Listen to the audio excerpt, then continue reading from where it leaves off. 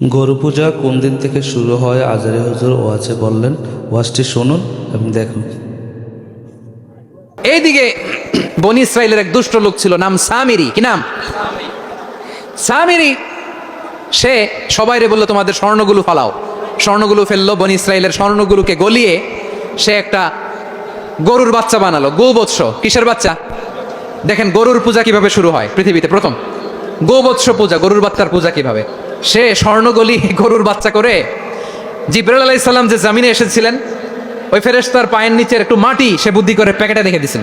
সে গরুর বাচ্চা বানায় স্বর্ণ দিয়ে গলিয়ে ওই মাটি এটার মধ্যে ঢুকাই দিছে ভেলকি দেওয়ার জন্য। স্বর্ণ দিয়ে বানানো গোবৎস গরুর বাচ্চার গায়ে যখন সেই মাটি ছুঁড়ে দেওয়া হলো, এখন বাছুরের ভেতর থেকে ভ্যাঁ ভ্যাঁ আওয়াজ আসতেছে। কি আসতেছে?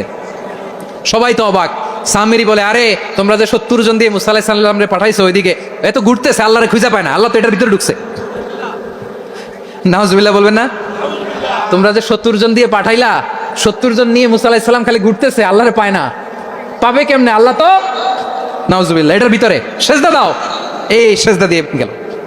আল্লাহর নবী হারুন আলাইহিস সালাম বললেন, খবরদার, এটা সুস্পষ্ট।